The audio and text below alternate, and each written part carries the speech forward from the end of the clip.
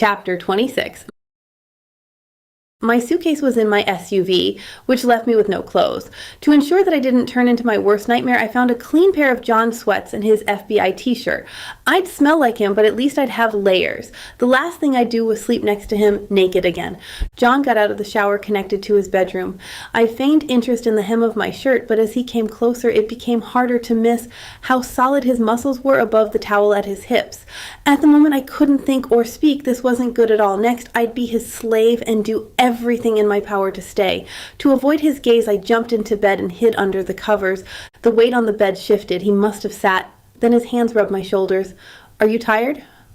The night sky wasn't black yet, but that wasn't a polite answer. I stared at the blanket that covered my face.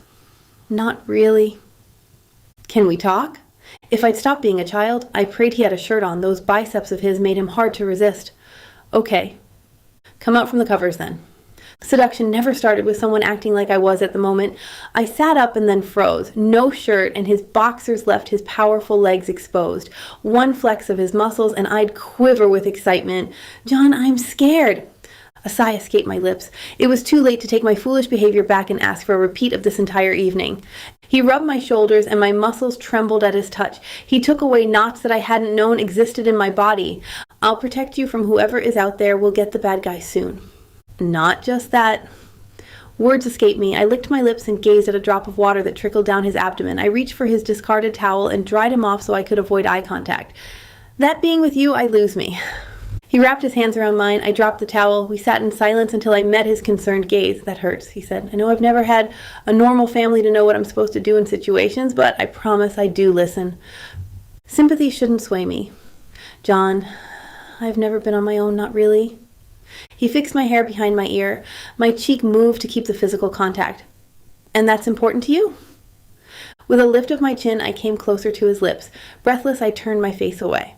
"Yeah. It's been my plan for the last year on how I'd survive. Independence was my prayer, and now this roller coaster of a situation with you leaves me lost." His fingers brushed against my cheek. "It's the opposite for me." Luckily, I was on the bed already, because I might have toppled over with how weak my knees became at the look on his face. "How?" His words were soft. "With you, my life feels complete. We can't force that on each other, though. In the end, if you need to walk away, I'll have to respect that." The smell of cedar and pine overwhelmed me. The taste of him watered in my mouth. Every cell in my body ached for his touch. "I'm sorry I hurt you. For right now, kiss me." He shifted backwards on the bed. "You said earlier, no kissing." I reached over and ran my hand through his hair. His gaze softened as he stared into my eyes. I shifted to be closer to him. "I changed my mind. I want to feel every moment with you." He gathered my hands and held them over his heart. With bated breath, I waited for whatever he'd say. His eyebrows rose. "Why?" The pang in my heart grew. There was no escape. I had to tell him everything. "Butterflies soar every time you stroke my body. John, without you, I've been half dead on the inside, and you've woken me up. It scares me, but I want you so bad that I ache." I stroked his neck, then kissed where my hand had touched. A moan of delight rumbled through him. "You confuse me." He traced my sides. I kissed his cheek as the fire inside me grew. He had to kiss me again. "Don't think," I whispered. "Let's just feel."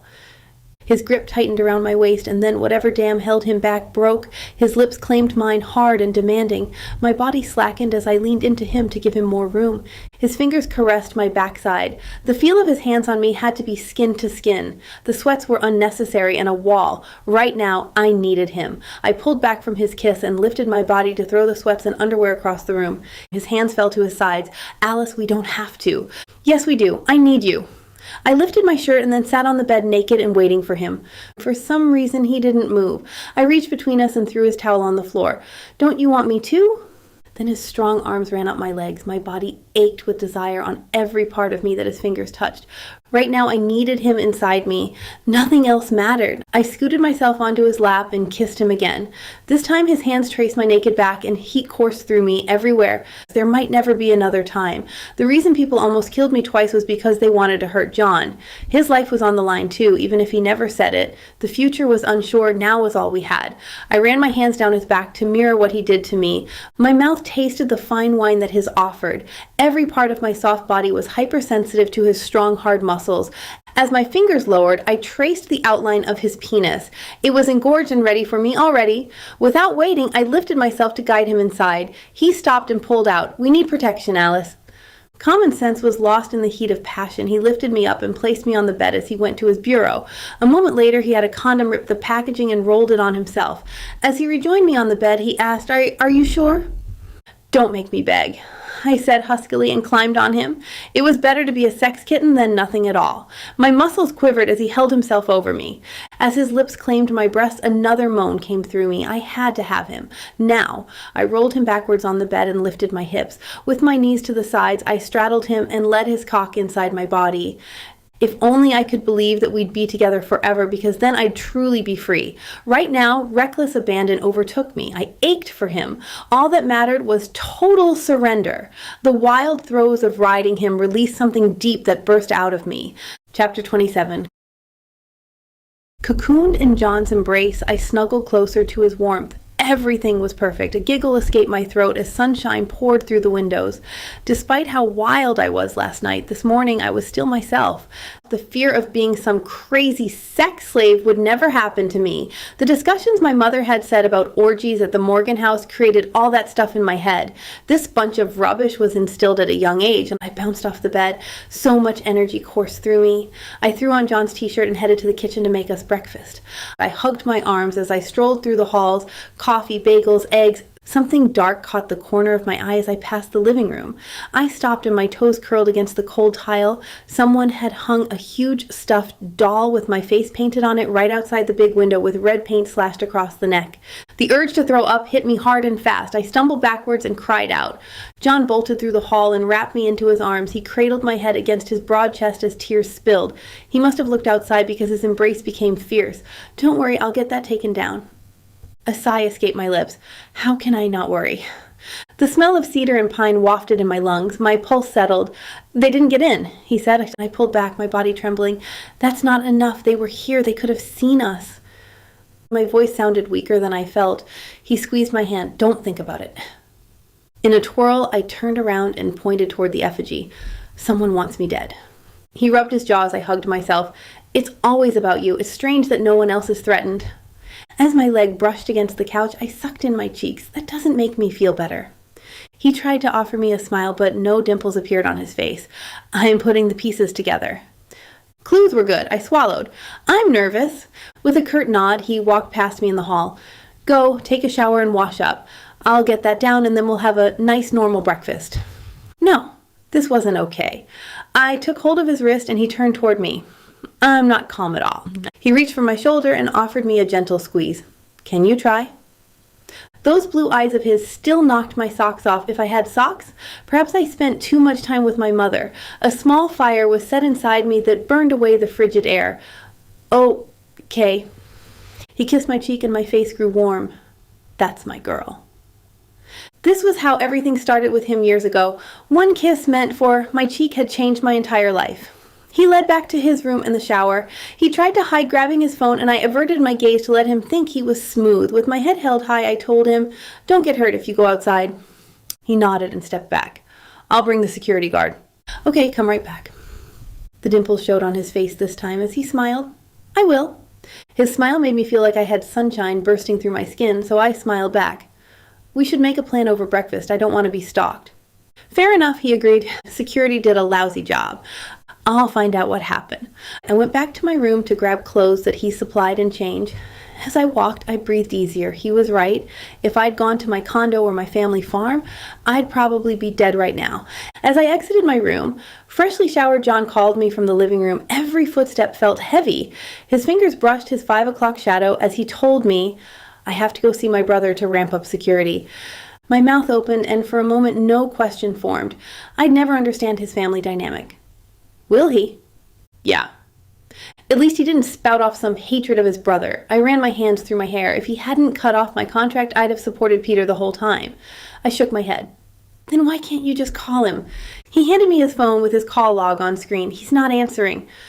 The mansion of the Morgans had the aura of an ancient, unbreakable fortress. I cleared my throat.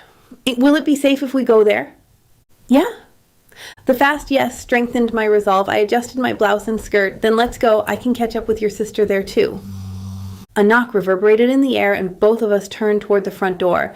I grabbed his arm. He massaged my back and then walked away to open the door.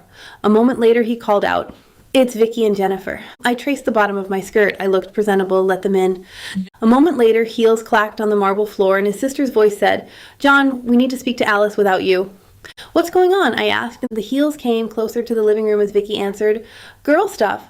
John stepped in front of his sister, but I saw both women behind him. He reached for me. "Give me 1 minute."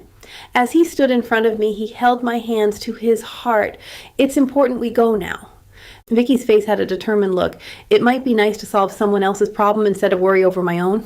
I glanced at Jennifer, who rolled her eyes. Vicky needed me. I squeezed John's hands.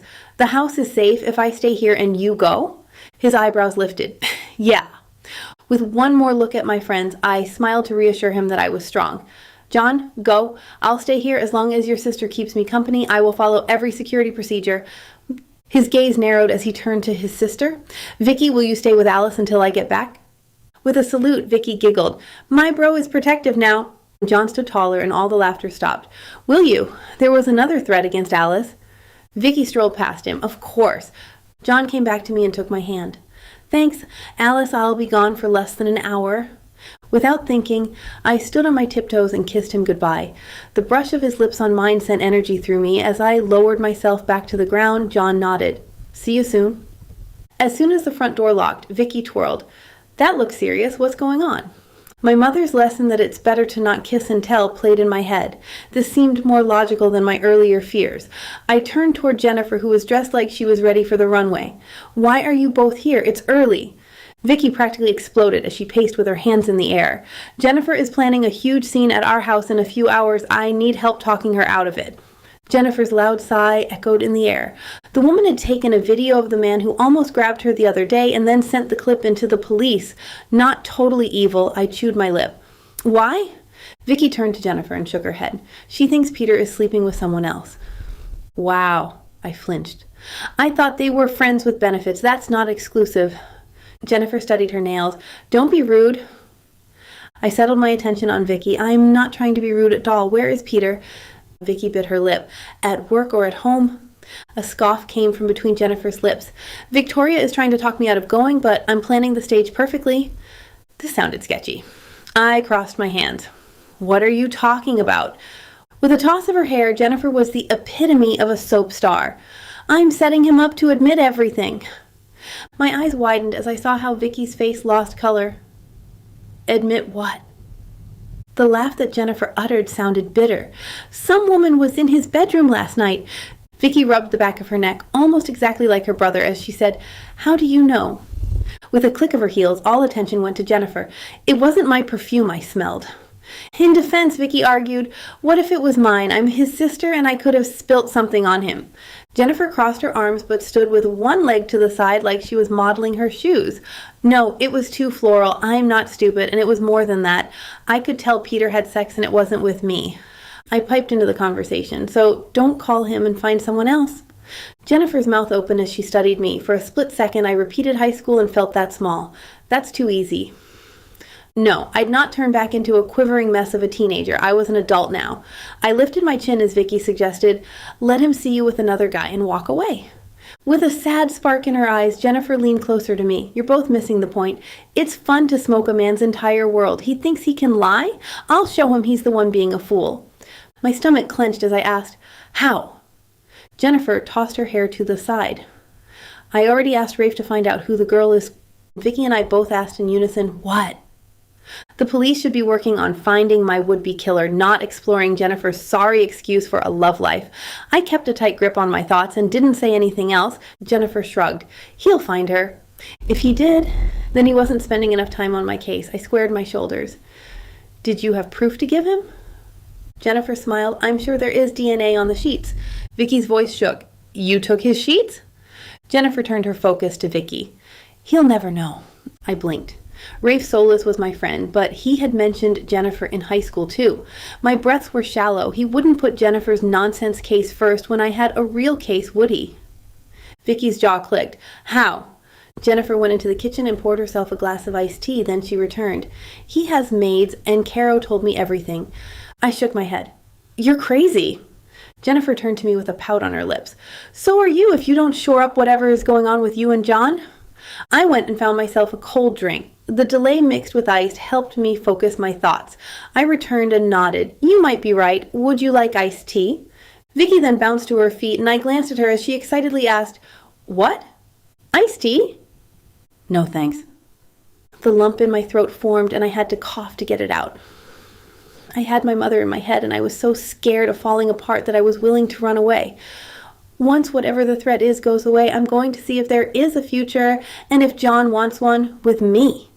Vicky hugged me. Good for you. I shook my head and gazed back at the window. Someone was spying on us last night. Jennifer laughed. Don't tell me you're worried someone videotaped you to put it online.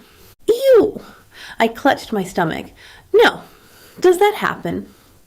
The answer was an obvious yes, but not something that had ever crossed my mind. Jennifer said, Yeah, but don't worry about it. I'm sure John will find out who was there. Not once had Jennifer ever talked badly about John. It was strange. Perhaps that was the closest Jennifer came to an approval of any relationship. I turned back to the window and shook my head. I'm so sick of waiting, scared. There has to be a faster way. Smiling happy, Vicky said, Patience is a virtue. The beat of my heart was steady at the moment, and if I thought about this morning's message, I'd drive myself crazy. Wait, let's change the topic. Jennifer narrowed her gaze. To what? I crossed my arms. To where you have been, Vicky. You never explained. Vicky took a step backwards, like she'd leave if that was an option. I was in Europe. I shrugged my shoulders. You let us all think you died. With her eyes closed, Vicky took deep breaths. Part of me did die. I couldn't live in my own skin. Jennifer stayed absolutely still and her voice became quieter. What does that mean? Vicky clutched her stomach, and I wondered if there was a baby involved. The will reading replayed in my mind as Vicky said, My father stole something more precious to me than my own life, and there is nothing I can do to get it back. If my best friend had been pregnant, I'd have known about it. I let the thought go, dropped my hands to my sides, and spoke in a soft voice. That sounds horrible. What was it? I can't talk about it. Vicky rocked on her feet. Not yet anyhow. So I'm focusing on my family, love that exists between people, and my shop, which will become my fashion empire. You'll have to be my first customer, Alice, for a wedding dress. It was my turn to step backwards. I'm not getting married. With a smile on her face, Vicky asked, Want me to discuss that with John? No.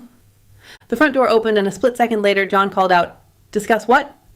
Oh, goodness. With my fingers crossed, I prayed he hadn't heard this conversation. Vicky rushed to give her brother a hug as he stepped into the living room. You're back. That was fast. John hugged his sister and then came to my side to give me a kiss on my cheek. Peter's not home. I clutched his arm. If he wasn't there, then we wouldn't have extra security. He's not? The clack of heels echoed on the floor as Jennifer hurried to the front door. I have to go. Vicky rushed and hugged us both and then raced out after Jennifer. Together, we followed our guest's footsteps to the front door. John reached out and locked it. I stood up on my tiptoes to be closer to John's face as adrenaline rushed through me. Did you amp up Morgan's security at least? John turned back to me with a smile that showed off his sexy dimples. Yes, we spoke on the phone. The energy inside me couldn't be contained. Good. John, I don't want to sit here and wait for someone to attack us again. What do you want to do? As I pointed to the door, the squeal of Vicky's tires reverberated in the air and my hands shook. Go out there and wrangle up the intruder in our lives. John nodded. Let's review the clues together first. Huh? He reached out and took my shaking hands in his. Solving a case usually requires going through mounds of paperwork. We have email evidence, the phone message, and the video. We have mounting clues. Help me put the pieces together. I bit my lower lip. This was at last something useful to do. I hugged my waist. Where do we get started? He led me back to the rest of the house. I have my case brief in the bedroom. Let me get it. The charged energy I felt needed direction. In the bedroom, I'd likely get distracted. Let me put coffee on and I'll meet you in the kitchen. The threat would end soon and there would be nothing that stood in my way. Chapter 28. I sat next to Alice in the kitchen as we studied everything we had. My years in the FB had taught me how to build a case. The organization of this empowered me. Alice replayed the video that Jennifer took of the man that reached for her again. I glanced toward her and something flashed on the screen. Go back? What? She handed me her laptop. Where do you want me to play? The scene went backwards, but nothing caught my attention other than a man's profile beneath a dark cap. My sister's quick thinking to order Jennifer to take video as she saved Alice showed her intelligence. A knock at the door chilled my blood. I pushed my chair back as I stood. "Wait here." She picked up the piece of paper detailing the first email to read. I walked toward the front door and peered through the hole. My old boss from the FBI stood on the front step. Finally. I ran my hand through my hair and opened the door. "Smith?" With a curled lip, my ex-boss peeked around the foyer and then said, "I'm here for your badge, Morgan." My jaw tightened. "I thought you'd send an agent days ago." Just as I remembered, Smith curled his mouth into his usual sneer. I wanted to do this myself. With a frown, I let the man walk into the foyer and closed the door behind him. "Any headway on who is after Alice?" "I'm here to review what you have. It won't take long." Smith hated me and didn't care what happened to Alice. I rolled my eyes. "Whatever. Let me get everything." Sweet-sounding Alice's voice penetrated the cold. "Who's at the door?" With clenched teeth, I hoped to avoid niceties and send the man on his way. "Agent Steve Smith, my former boss, from the FBI. He's not staying long." Smith straightened his shoulders. "This is the brunette from the note. I had no idea your tastes were quite so clean and innocent, Morgan." Smith wasn't worth spending another moment with. I told Alice I have to go to my room and get him his badge. Please ignore him. I usually do. With a welcoming expression on her face, Alice reached out to shake Smith's hand. My ex-boss actually broke a smile. "How did you get to be John's boss?" Smith turned his back on me like I wasn't in the room.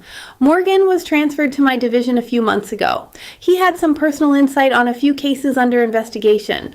Alice laughed. "Rich people that the Morgans knew, no doubt." Smith's metallic voice grated on my eardrums. "You're very perceptive." My former boss wasn't worthy of being in the same room with Alice. From now on, I'd keep people like him from soiling her hands. I walked past them both to get my badge from the top drawer of my nightstand. Perhaps it was time to claim my last name and my birthright. The door slammed and I closed my eyes. Had Smith forgotten something in his car? I slid open the drawer, picked up my badge and job-issued gun. My personal gun was still locked inside the drawer. For years, I had planned on using the gun to arrest Mitch Morgan and right the world. Now I'd never have that opportunity, but my heart was okay with how things had turned out. Alice kept me grounded in a way I'd never been before. She'd be mine forever once I convinced her my feelings were real. I returned to the hallway. Ice went up my spine the second I entered the foyer. My gut felt like someone sucker punched me and a buzz sounded in my ears. Adrenaline coursed through my veins and the hairs on the back of my neck stood up. "Hello?" No answer. A sour taste in my mouth grew as my stomach rolled. This wasn't happening. No. With heavy footsteps, I walked back to the front door. Unlocked, it opened wide into the blazing hot sun. All the humidity of the outside stuffed the room with its overpowering presence, but my skin was cold and clammy. Alice was gone. Agent Smith kidnapped my Alice. Chapter 29. I woke up in the back of a car and tried to scream. With a pain in my chest, I clamped down on the impulse. The whimper I made was muffled anyhow. Something was tied across my mouth. Adrenaline spiked through me. There had to be a way out. Despite the dizziness, I lifted my feet and realized they were free. My shoulders were so tight that the pain brought tears to my eyes, but I squirmed anyway. I tried to wiggle my arms, but cold metallic handcuffs kept me locked in place. The noise to my left sounded like I was in a fast-moving car. With my head down, I decided to slowly open my eyes. Leather seats stuck to my skin. This was a small sedan with a window, probably shatterproof glass, that blocked me from the front seat. "You're awake." The male voice of the man in the foyer. He must have been sitting and watching me. My mind raced. I knew his name. The words escaped me until I remembered the words, Agent Smith. That was it. I hadn't known he was the agent of death. "Aren't you one of the good guys who work for the FBI? The lines got blurred the day we let people like your boyfriend in." The best weapon I had right now was to humanize myself and keep talking. The car rumbled. Why? He saw justice. The rapid turn of the wheel sent the car in a spin. Black spots formed in my eyes. Then the car came to a complete stop. In a reflex, my head hit the glass and I saw stars. Smith threw open my door and grabbed my hair. I was dizzy, but the place looked familiar. As we walked to an elevator in the parking lot, my heart raced, but I recognized where I was. This was my new condo building. He pressed the button to the top floor as he dragged me along. The building had just been finished yesterday. It was brand new. My mind swirled with information as my stomach tightened. I breathed in, but every inhale was pained. I licked my dry lips and tried to speak. At first, no words came out, but finally I had the courage to continue and said, "Please, let me go. Your boyfriend deserves to be punished." Tears formed in my eyes as the elevator climbed. I backed into the wall as he let me go for the moment and crossed his arms.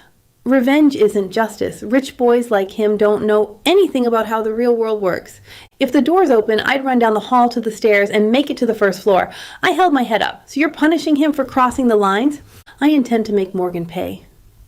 The beep of the floor echoed inside me, and Smith's grimy hands grabbed me by the neck as I flinched. What did he do to you? He breathed and thought he was my equal. Smith dragged me down the hall close to the stairwell. The penthouse apartment was 3 feet at most to salvation, so you hate him enough to destroy your career. Yes. A chill went down me as my chin trembled. Why would that take over your life? You asked too many questions. My limbs shook, but I had to keep it together. I grew up on a farm where everything we do is grounded and made in an effort to grow the right fruits. What does that have to do with anything? At least I had his attention. Now I try to talk my way out of this. On a farm, it takes more work than just planting the seed for the fruit to blossom. You worked hard to be a boss at the FBI. You earned a pension to retire on. You have to have a plan. I do. Smith opened the door to an unfinished apartment. The wind rattled plastic sheets that were taped onto walls. He stilled for a moment as the door behind us to the apartment creaked shut. I was inside this empty place with no windows. He locked the door behind us, and the image of falling to my death played in my mind. I had to keep talking. It was my only option. What is it? It can't be better than government security. He grabbed the handcuffs and dragged me to a machine used in construction. He tied my cuffed hands with the rubbery material. My partner in this intends to leave the country, and if I help her, then I get a one-time settlement that pays for all my expenses the rest of my life. The rubber pressed deeper into my skin than the cuffs, and I cringed as he tied me tight. Then he unhooked the cuffs and stuffed them in his pocket, and without a word, he hit a button on a huge machine, and my hands went into the air. So if you kill me, then you get to retire right now. That's the plan. Basically. The machine continued to lift me. As my feet rose in the air, I squealed. Then he hit another button. He planned to drop me to my death. My heart raced. I was running out of time. Are you waiting to trap John too? That's plan A. Plan B is to kill you and let him find your dead body. Okay. He meant to lure John here. There might be time. I'm not that important to him. He'll get over me in a second. Now that is a lie. The wind outside rattled the plastic wraps. My voice sounded shrill, and I blinked uncontrollably. It's the truth. He has so many women. I seriously doubt he'd care if I died. With one punch, he knocked the plastic so it flapped outside. The rustling of the wrap sent a chill down my spine. He said he'd marry you. My limbs shook, but the rubber tie kept me in place. How would you know he said that? And I don't take that serious, so you shouldn't either. I've never heard him on the phone with another woman saying those words. He didn't say that on the phone. Are you with him 24 hours a day to know what he says to who? Of course the FBI had tapped our line. I pleaded with him. It's a joke. He doesn't truly care. You're the one who's delusional. Now be brave. He hit another button on that machine, and I felt myself swing outside. Where are you going? To the spot where we planned your death. It's going to be a long way down. The wind slapped me in the face as I dangled high above the ground. My heart thundered. Plan A requires John to be here, remember? We'll just let you hang until he is. Where are you going? I'm busy. Footsteps echoed in my ears. I swallowed and opened my eyes. There was no escape. I was trapped. It might be better to close my eyes and just let myself die. The rapidness of my heart might be a kinder death than a fall. It had better not be John falling for a trap. The wind knocked the rubber ties that held me, and my feet swung.